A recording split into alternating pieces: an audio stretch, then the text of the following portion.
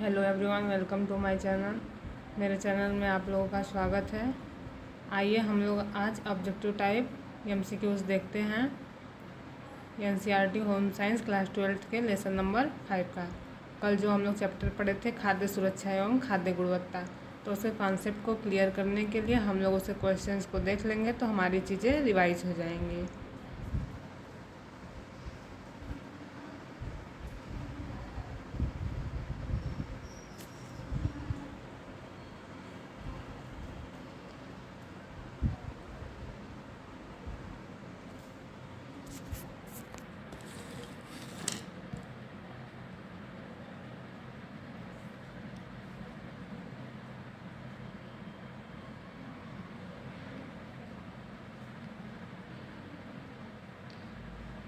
आइए क्वेश्चन को देखते हैं। पहला क्वेश्चन, खाद्य सुरक्षा से क्या तात्पर्य है, यानी फूड सेफ्टी से क्या तात्पर्य है। केवल भोजन का केवल प्रचुर मात्रा में उपलब्ध होना, भोजन का दूषित व हानिकारक तत्वों से मुक्त होना, केवल महंगे भोजन की उपलब्धता, भोजन को केवल सुंदर तरीके से परोसना।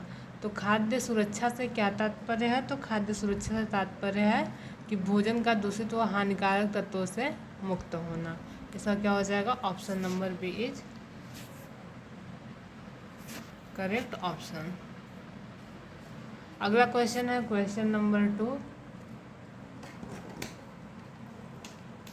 खाद्य गुणवत्ता का निर्धारण किन कारकों से किया जाता है। संवेदी विशेषताएं यानी स्वाद, रंग, गंध, सुगंध ये, और पोषण मूल्य व शुद्धता से, सुरक्षा व मिलावट रहित होना, उपरोक्त सभी। तो फूड क्वालिटी का निर्धारण किन कारकों द्वारा होता है, तो फूड क्वालिटी का निर्धारण इन सभी चीज़ों के द्वारा होता है, यानी उनके स्वाद के अनुसार, रंग के अनुसार, सुगंध के अनुसार, उनके पोषण मूल्य क्या है, उनकी शुद्धता क्या है, उसमें सुरक्षा के रूप में क्या चीज़ें हैं, मिलावट है या नहीं है, ये सारी चीज़ें फूड क्वालिटी के लिए निर्धारण का कारक है। Option number D is correct option. अगला क्वेश्चन है क्वेश्चन नंबर 3, निम्नलिखित में से कौन सा एक भौतिक संदूषक है, यानी फिजिकल कंटामिनेंट कौन सा है। कीटनाशक रसायन, जीवाणु या कवक, कंकड़ बाल या कांच का टुकड़ा, सीसा, लेड। तो हमने कल क्या बताया था कि जो संदूषक होते हैं वो कितने प्रकार के होते हैं, वो 3 तरह के होते हैं। कौन कौन से होते हैं, फिजिकल होता है, केमिकल होता है, और क्या होता है, बायोलॉजिकल होता है। बायोलॉजिकल में भी कितने प्रकार का होता है, 2 प्रकार का होता है। कौन कौन सा, पहला तो विजुअल होता है, दूसरा क्या होता है, माइक्रो विजुअल। तो इतने प्रकार का होता है। तो भौतिक संदूषक में के एग्जाम्पल मैंने बताया था कि क्या होते हैं, जो चीज़ें हमारे फूड में उपस्थित नहीं होती है, वो बाहर से पड़ती है हमारे जाने अनजाने में, तो वो क्या होता है, फिजिकल होता है। केमिकल का क्या होता है, केमिकल का मतलब होता है जो रसायन होते हैं, परिरक्षक होते हैं, उनका कितना मात्रा में उपयोग किया जा रहा है, कैसे किया जा रहा है, सारी चीज़ें जो रसायन होते हैं उनका वो होते हैं केमिकल कंटामिनेंट। और बायोलॉजिकल में 2 तरीके के होते हैं, एक तो विजुअल होता है, एक माइक्रो विजुअल होता है। तो जो विजुअल होते हैं वो कौन कौन से होते हैं, माइक्रो विजुअल यानी जो माइक्रोस्कोप से देखे जाते हैं वो क्या होते हैं, माइक्रो विजुअल। तो आइए क्वेश्चन नंबर 3 का आंसर क्या होगा, तो वो होगा कंकड़ बाल या कांच का टुकड़ा, ये क्या है, फिजिकल है। अगला क्वेश्चन है क्वेश्चन नंबर 4, खाद्य जनित रोगों का मुख्य जैविक कारण कौन सा है। धूल कण, सूक्ष्मजीव कण यानी जीवाणु, कवक, धातु के टुकड़े, खाद्य उलझक। तो खाद्य जनित रोगों का मुख्य जैविक कारण कौन सा हो सकता है, तो कौन सा हो सकता है, वो हो सकता है सूक्ष्मजीव, यानी बायोलॉजिकल कंटामिनेंट कौन से हो सकते हैं, तो सूक्ष्मजीव। अगला क्वेश्चन है क्वेश्चन नंबर 5, FSSAI का पूर्ण रूप क्या है। Food safety and standards authority, federal safety and security agency of India, food standard and security association of India, food safety and sanitation agency of India. तो इसका सही ऑप्शन क्या है, तो वो है food safety standard authority of India. ये कब बनी थी, सन 2006 में FSSAI बना था। वो किसके क्यों बनाया गया था, ताकि जो कई सारे जो अधिनियम बने हुए हैं या जो पारित किए गए हैं, जो नियम लागू किए गए हैं, उनका सब में एक ही में समावेश कर दिया जाए। तो उसके लिए क्या बना, FSSAI बना था।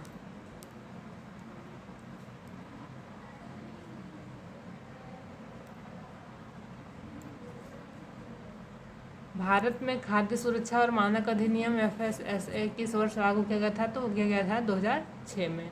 2001, 2011, 2015 नहीं, 2006 में। अगला क्वेश्चन है question number 7, Codex Alimentarius Commission CSC का मुख्य कार्य क्या है? केवल भारत के लिए कृषि नीति बनाना, अंतर्राष्ट्रीय खाद्य मानक तैयार करना, भोजन का मूल्य निर्धारित करना, बीज वितरण करना। तो कोडेक्स एलिमेंटेरियन कमीशन का मुख्य कार्य क्या होता है, तो वो होता है आपका अंतर्राष्ट्रीय खाद्य मानक तैयार करना। ISO और CSC का दोनों अंतर हम लोगों ने कल देखा था कि दोनों में क्या अंतर है। तो CSC क्या करता है, अंतर्राष्ट्रीय खाद्य मानक तैयार करता है, और ISO क्या करता है, तो ये क्या राष्ट्रीय स्तर पर काम करता है।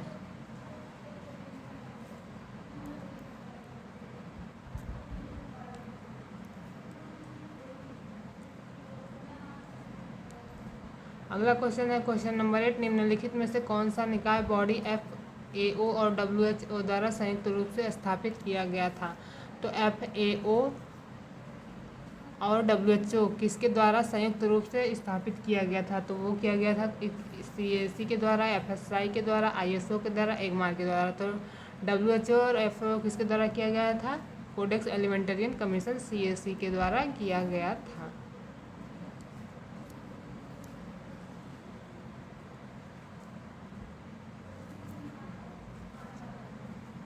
अगला क्वेश्चन है क्वेश्चन नंबर 9, HACCP का पूर्ण रूप क्या है? Hazard analysis and critical control point, high analysis and chemical control point, healthy agriculture and critical control point, hazards association and chemical program. तो क्या है इसका क्वेश्चन नंबर 9 का आंसर क्या है? Hazard analysis and critical control point. इसके 7 step होते हैं, 7 स्टेप्स होते हैं हजार्ड्स के। ठीक, क्रिटिकल कंट्रोल पॉइंट यानी जो हजार्ड्स होता है वो क्या करता है, जो खाद्य मानक में भी जो भी दूसरी चीज़ें होती हैं उनका क्रिटिकल यानी एनालिसिस करता है कि वो कैसे आए, उनका स्टेप सारा 7 इसके सिद्धांत स्टेप्स क्या है, 7 स्टेप्स में ये काम करता है।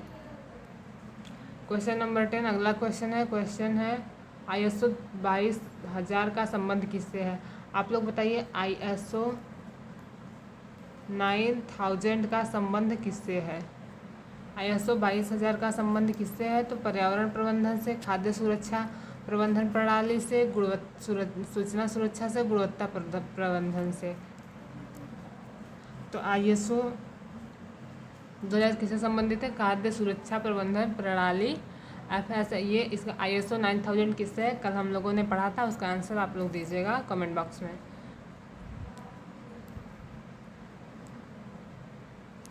अगला क्वेश्चन है क्वेश्चन नंबर 11, निम्नलिखित में से कौन सी खाद्यजन्य बीमारी जीवाणु संक्रमण का उदाहरण है? साल्मोनेलिसिस, मलेरिया, डेंगू, इन्फ्लुएंजा। तो कौन सी खाद्यजन्य बीमारी जीवाणु संक्रमण का उदाहरण है? तो कौन सा है? तो वो है salmonella. Option number A is correct option.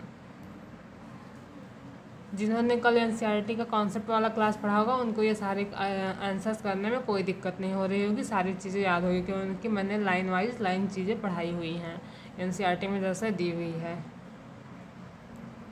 अपने पैटर्न पे नहीं पढ़ाया है कि कोई अपना एक ग्राफ बना के मैंने ऐसा कुछ पढ़ाया है। जो NCERT में लिखी हुई है मैंने उसी तरीके से आप लोग को बताया हुआ है। अगला क्वेश्चन है क्वेश्चन नंबर 12, खाद्य पदार्थों में जानबूझकर या अनजाने में बाहरी या घटिया सामग्री मिलाने को क्या कहते हैं? खाद्य फोर्टिफिकेशन, खाद्य अपमिश्रण, खाद्य प्रसंस्करण, खाद्य परिरक्षण। तो क्या कहते हैं? वो कहते हैं खाद्य अपमिश्रण। खाद्य पदार्थ में जानबूझकर या अनजाने में बाहरी या घटिया सामग्री जो मिलाई जाती है तो उसे फूड अडल्ट्रेशन कहते हैं। अगला क्वेश्चन है क्वेश्चन नंबर 13, एक मार्ग मानक का मुख्य रूप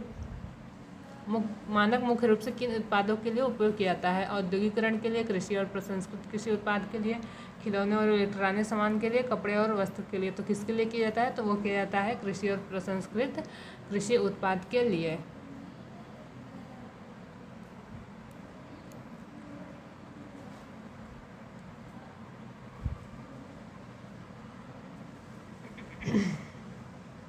अगला क्वेश्चन है ISI मार्क भारत में किस संस्थान द्वारा प्रदान किया गया था। तो ISI मार्क भारत में किस संस्थान द्वारा प्रदान किया गया था। खाद्य सुरक्षा विभाग, स्वास्थ्य मंत्रालय, भारतीय मानक ब्यूरो, कृषि मंत्रालय।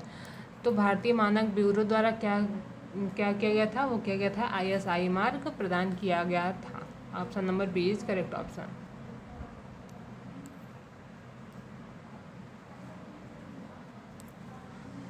अगला क्वेश्चन है क्वेश्चन नंबर 15, खाद्य पदार्थों में संदूषण किस चरण में हो सकता है। उत्पादन और कटाई के समय, परिवहन और भंडारण के दौरान, पकाने और परोसने के समय, उपरोक्त सभी चरणों में। तो कंटामिनेशन कब हो सकता है। तो कंटामिनेशन क्या होता है, सभी चरणों में हो सकता है। Option number D is correct option. अगला क्वेश्चन है क्वेश्चन नंबर 16, खाद्य जनित विषैलापन यानी फूड इंटॉक्सिकेशन का मुख्य कारण क्या है। धूल मिट्टी के कण, भोजन का ठंडा होना, सूक्ष्म जीवों द्वारा भोजन में उत्पादित विषैले तत्व, बर्तनों का पुराना होना। तो खाद्य जनित विषैलापन का मुख्य कारण क्या है, तो वो है option number B correct option, सूक्ष्म जीवों द्वारा भोजन में उत्पादित विषैले तत्व। अगला क्वेश्चन है क्वेश्चन नंबर 17, निम्नलिखित में से कौन सा रासायनिक संदूषक है। कीटनाशक के अवशेष, फफूंदी, मक्खियों के पंख, ईंट का चूरा। तो केमिकल कंटामिनेंट कौन से हैं, तो वो हैं आपके कीटनाशक के अवशेष। ये क्या है, रासायनिक अवशेष। क्वेश्चन नंबर 18 का क्वेश्चन नंबर 18 देखते हैं। खाद्य गुणवत्ता को बनाए रखने के लिए किस पर नियंत्रण रखना आवश्यक है। कच्ची सामग्री की गुणवत्ता पर, प्रसंस्करण के वातावरण की स्वच्छता पर, कर्मियों की व्यक्तिगत स्वच्छता पर, उपरोक्त सभी पर। तो किस पे रखना पड़ता है नियंत्रण, तो रखना पड़ता है नियंत्रण उपरोक्त सभी पर। अगला क्वेश्चन है क्वेश्चन नंबर 19, राष्ट्रीय और अंतर्राष्ट्रीय स्तर पर व्यापार को सुगम बनाने के लिए किस चीज़ की आवश्यकता होती है। केवल स्थानीय मानकों की, खाद्य विज्ञापनों की, समरूप और सामंजस्यपूर्ण खाद्य मानकों की, अधिक पैकेजिंग की। तो किस चीज़ की सबसे ज़्यादा सुगम बनाने के लिए किस चीज़ की आवश्यकता होती है, तो वो होती है ऑप्शन नंबर बी, समरूप और सामंजस्यपूर्ण खाद्य मानकों की। अगला शब्द है कोडेक्स। शब्द किस भाषा से लिया गया है, इसका क्या अर्थ है। ग्रीक के खाद्य नियम, लैटिन खाद्य नियम, फ्रेंच खाद्य नियम, अंग्रेजी शुद्ध भोजन। तो कोडेक्स किस भाषा से लिया गया है, तो कोडेक्स लिया गया है लैटिन यानी खाद्य नियम यानी लैटिन भाषा से लिया गया है। अगला क्वेश्चन है क्वेश्चन नंबर 21, निम्नलिखित में से कौन सी संस्था भारत में स्वैच्छिक प्रमाणन वॉलंटरी सर्टिफिकेशन प्रदान करती है। BIS, FSSAI, WHO, स्वास्थ्य मंत्रालय। तो कौन सा भारत में स्वैच्छिक प्रमाणन प्रदान करती है, तो वो करती है आपका BIS यानी भारतीय मानक ब्यूरो। अगला क्वेश्चन है क्वेश्चन नंबर 22, भोजन में संक्रमण फैलाने वाले सबसे आम जीवाणुओं में से एक कौन सा है। Lactobacillus, salmonella, yeast, Acetobacter. तो सबसे आम जीवाणु में से कौन सा है भोजन में संक्रमण फैलाने के लिए, तो वो है आपका option number B is correct option, salmonella. अगला क्वेश्चन है क्वेश्चन नंबर 23, प्रसंस्कृत खाद्य पदार्थों में किस प्रकार के संदूषण का जोखिम अधिक होता है। रासायनिक परिरक्षकों का अत्यधिक उपयोग, खराब पैकेजिंग के, सूक्ष्मजीवों का प्रयोग, अशुद्ध पानी का उपयोग, उपरोक्त सभी। तो किसका होता है, तो वो होता है ऑप्शन नंबर डी यानी सभी का। आइए अगला क्वेश्चन देखते हैं क्वेश्चन नंबर 24, खाद्य सुरक्षा के संदर्भ में जोखिम क्या यानी हजार्डस क्या है। भोजन की अधिक कीमत, भोजन में उपस्थित कोई भी जैविक, रासायनिक, भौतिक कारक जो नुकसान पहुंचा सके, भोजन का बेस्वाद होना, भोजन का ठंडा होना। तो क्या है option number B is correct option, भोजन में उपस्थित कोई भी जैविक, रासायनिक या भौतिक कारक जो नुकसान पहुंचा सकते हैं। अगला क्वेश्चन है क्वेश्चन नंबर 25, भारत सरकार ने मिलावट रोकने के लिए 1954 में कौन सा कानून बनाया था। खाद्य मिश्रण निवारण अधिनियम, खाद्य सुरक्षा कानून, उपभोक्ता संरक्षण अधिनियम, आवश्यक वस्तु अधिनियम। तो कौन सा कानून बनाया था, तो वो बनाया था आपका खाद्य अपमिश्रण निवारण अधिनियम PFA।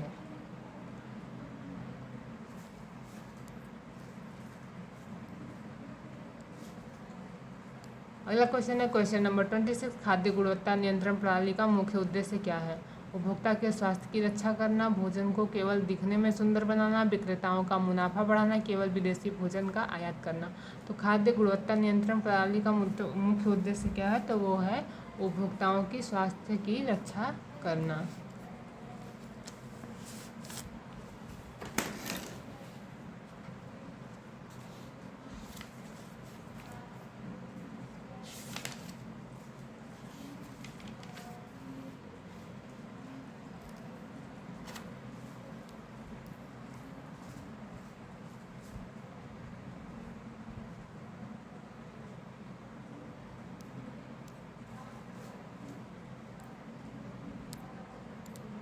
अगला क्वेश्चन है क्वेश्चन नंबर 27, HACCP प्रणाली का मुख्य ध्यान किस पर केंद्रित होता है? केवल तैयार उत्पाद की जांच करने पर, उत्पादन प्रक्रिया के हर चरण में खतरों की रोकथाम पर, केवल पैकेजिंग की डिजाइन पर, खाद्य विज्ञापन पर। तो किस पर ध्यान केंद्रित होता है? तो ये होता है आपका उत्पादन प्रक्रिया के हर चरण में खतरों की रोकथाम पर।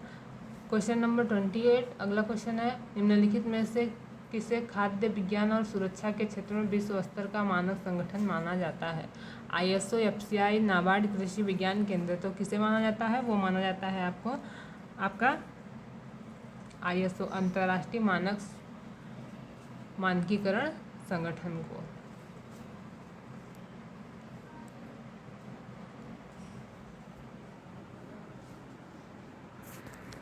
अगला क्वेश्चन है क्वेश्चन नंबर 29, खाद्य जनित रोगों के फैलाने के लिए निम्नलिखित में से कौन सा व्यवहार जिम्मेदार है? बिना हाथ धोए भोजन बनाना, परोसना, पके हुए और कच्चे भोजन को एक साथ रखना, अनुचित तापमान पर भोजन का भंडारण, उपरोक्त सभी। तो क्या होता है?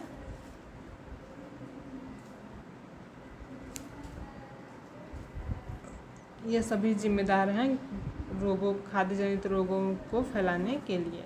अगला क्वेश्चन है फूड फोर्टिफिकेशन से क्या अभिप्राय है? भोजन में मिलावट करना, भोजन को लंबे समय तक सड़ने से बचाना, भोजन में पोषक तत्वों जैसे विटामिन, खनिज की मात्रा बढ़ाना, भोजन का रंग बदलना। तो फूड फोर्टिफिकेशन का मतलब है भोजन में पोषक तत्वों को मिलाना, जो सूक्ष्म मात्रिक पोषक तत्व होते हैं उनको मिला करके हमारे पोषक तत्वों की मात्रा बढ़ाना, जो शरीर के लिए, जो स्वास्थ्य के लिए लाभदायक होता है।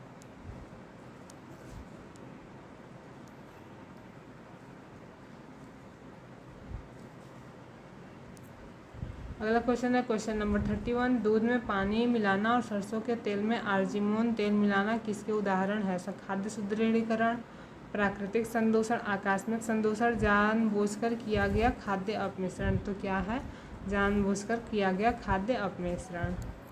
WTO का पूर्ण रूप क्या है, जो विश्व व्यापार में खाद्य मानकों को भी प्रभावित करता है? World trade organization, world tourism organization, world talent organization, western trade order. तो क्या है? तो क्वेश्चन नंबर 32 का ऑप्शन नंबर है वर्ल्ड ट्रेड ऑर्गेनाइजेशन।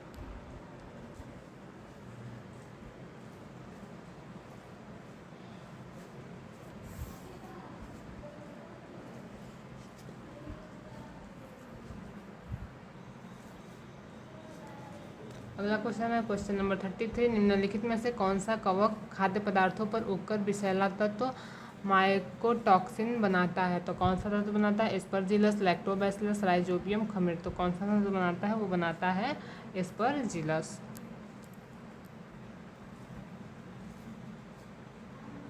अगला क्वेश्चन है क्वेश्चन नंबर 34, भारतीय संसद द्वारा उपभोक्ता संरक्षण अधिनियम सर्वप्रथम कब पारित किया गया था? 1950 में, 1986 में, 2000 में, 2019 में।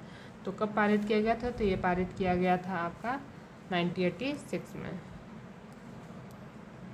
अगला क्वेश्चन है क्वेश्चन नंबर 35, प्रसंस्कृत खाद्य पदार्थ के लेबल पर निम्नलिखित में से क्या लिखा होना अनिवार्य है? सामग्री की सूची और पोषण संबंधी जानकारी, निर्माण तिथि और समाप्ति तिथि, निर्माता का नाम और बैच नंबर, उपरोक्त सभी। तो जो प्रोसेस्ड फूड होते हैं उनके लेबल पर क्या लिखा जाना चाहिए? तो वो लिखा जाना चाहिए, सारी चीज़ें लिखी होनी चाहिए, निर्माण तिथि और समाप्ति तिथि भी लिखी होनी चाहिए, सामग्री की सूची भी लिखी होनी चाहिए कि क्या क्या डली हुई है, पोषण संबंधी जानकारी भी लिखी होनी चाहिए, और जो निर्माण किया है उसका नाम भी और बैच नंबर भी होना चाहिए। GMP का पूर्ण रूप क्या है? अगला question number 36, good manufacturing practice, great management process, general marketing practice, government manufacturing program. तो क्या है? क्वेश्चन नंबर 36 का option number A is correct option, good manufacturing practice. अगला क्वेश्चन नंबर 37, जीएचपी का पूर्ण रूप क्या है? Good hygiene practice, general hospital process, global health program, good harvest practice. तो जीएचपी का पूर्ण रूप क्या है? तो वो है जीएचपी का पूर्ण रूप ऑप्शन नंबर ए, good hygiene practice. Question number 38, फल उत्पाद आदेश एफपीओ किस वर्ष जारी किया गया था? तो एफपीओ किस वर्ष जारी किया गया था? तो वो किया गया था 1955 में एफपीओ बना था। एमपीओ कब बना था?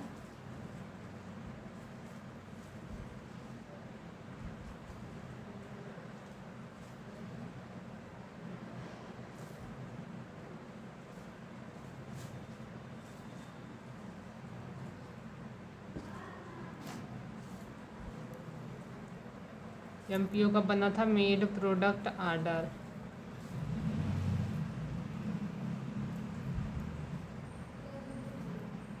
ये कब बना था? और एफपीओ का मतलब क्या होता है?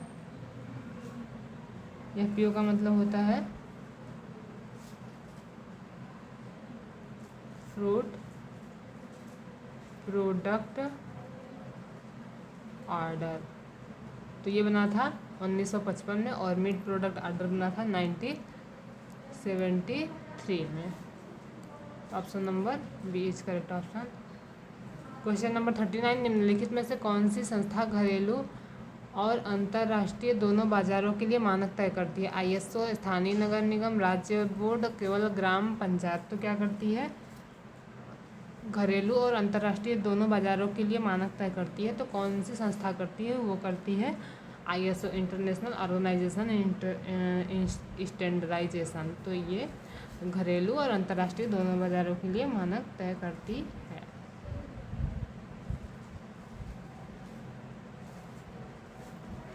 अगला क्वेश्चन है क्वेश्चन नंबर 40, डिब्बाबंद खाद्य पदार्थों में हवा निकालना क्यों आवश्यक है? डिब्बे का वजन कम करने के लिए, ऑक्सीजन पर रहने वाले जीवाणुओं की वृद्धि को रोकने के लिए और भोजन का स्वाद मीठा करने के लिए, डिब्बे को रंगीन बनाने के लिए। तो जो हवा निकाली जाती है तो जो ऑक्सीजन पर जो जीवाणु वृद्धि करते हैं उनको रोकने के लिए, क्योंकि वहाँ पे जब ऑक्सीजन की सप्लाई नहीं होगी, ऑक्सीजन नहीं रहेगा तो वहाँ पे जीवाणुओं की वृद्धि नहीं होगी। ऐसा देखते हैं किसी चीज़ का फूड पैकेजिंग किया जाता है तो जो उसमें से ऑक्सीजन होती है वो वैक्यूम द्वारा निकाल दी जाती है ताकि उसमें ऑक्सीजन न रहे और जीवाणुओं की वृद्धि न हो पाए। अगला क्वेश्चन है क्वेश्चन नंबर 41,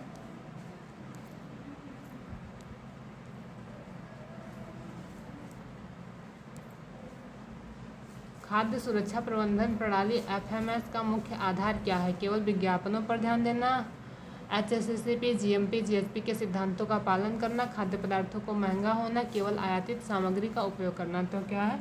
तो क्वेश्चन नंबर 41 का ऑप्शन नंबर बी ये है, एचएसएससीपी, जीएमपी, जीएचपी के सिद्धांतों का पालन करना खाद्य सुरक्षा प्रबंधन प्रणाली का मुख्य आधार है। क्वेश्चन नंबर 42, मिलावटी या असुरक्षित भोजन खाने से मानव स्वास्थ्य पर क्या प्रभाव पड़ सकता है? उल्टी, दस्त और फूड पॉइजनिंग, यकृत और गुर्दे को नुकसान, दीर्घकालिक बीमारियां, उपरोक्त सभी। तो क्या हो सकता है? इसमें सारी बीमारियां हो सकती हैं, उपरोक्त सभी। Option number D is correct option.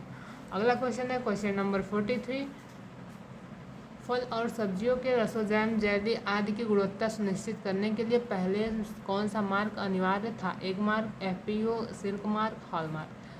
तो सिल्क मार्क किसके लिए होता है? रेशम के लिए होता है। हॉल मार्क किसके लिए होता है? तो आभूषण के लिए होता है। और एग मार्क किसके लिए होता है? तो कृषि उत्पादों के लिए होता है।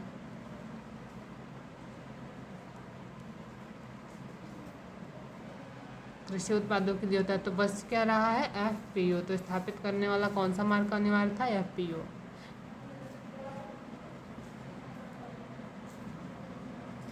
यानी फ्रूट प्रोडक्ट ऑर्डर कब लागू हुआ था? 1955 में। अगला क्वेश्चन है क्वेश्चन नंबर 44, वर्तमान में भारत में बिकने वाले सभी खाद्य उत्पादों शाकाहारी मांसाहारी पर कौन से रंग के निशान आवश्यक है? शाकाहारी या मांसाहारी पर कौन से रंग के निशान आवश्यक है? तो 44 का आंसर क्रमशः हरा शाकाहारी के लिए, भूरा मांसाहारी के लिए, क्रमशः पीला और लाल, क्रमशः नीला और काला, कोई निशान आवश्यक नहीं है। तो शाकाहारी के लिए देखते हैं क्या लगा होता है, ग्रीन डॉट लगा होता है। मांसाहारी के लिए क्या लगा होता है, भूरा डॉट यानी ब्राउन डॉट लगा होता है। Option number A is correct option. निम्नलिखित में से कौन सा रोग दूषित जल और भोजन के माध्यम से फैलता है? हैजा, मलेरिया, टिटनेस, अस्थमा। तो कौन सा रोग दूषित जल और भोजन से फैलता है? तो वो फैलता है आपका हैजा और टाइफाइड। अगला क्वेश्चन है 46, अनाजों और दालों में कंकड़ पत्थर मिलाना किस प्रकार की मिलावट है? रासायनिक, जैविक, सूक्ष्म जैविक, भौतिक। तो किस प्रकार की मिलावट है? कंकड़ पत्थर तो दिख रहा है, दिखने के साथ साथ वो क्या है, वो पदार्थ में, खाद्य पदार्थ में मिलता नहीं है, वो बाहर से मिलाया जा रहा है। तो क्या है, भौतिक या दृश्य मिलावट। Option number B is correct option. अगला क्वेश्चन है क्वेश्चन नंबर 47, कोडेक्स एलिमेंटेरियन का हिंदी अनुवाद क्या है? खाद्य नियमावली, खाद्य संहिता, सुरक्षित भोजन, कृषि सुरक्षा, स्वास्थ्य कानून। तो क्या है 47 का ऑप्शन नंबर है खाद्य नियमावली या खाद्य संहिता। अगला क्वेश्चन है 48, खाद्य सुरक्षा प्रणाली, खाद्य सुरक्षा अधिकारी का मुख्य कार्य क्या है? खाद्य प्रतिष्ठानों का निरीक्षण और नमूने लेना, खाद्य दुकानों की केवल सफेदी करवाना, भोजन की कीमतों में वृद्धि करना, भोजन पकाने में मदद करना। तो फूड सेफ्टी ऑफिसर का मुख्य कार्य क्या है? तो वो है ऑप्शन नंबर ए खाद्य प्रतिष्ठानों का निरीक्षण करना और नमूने लेना।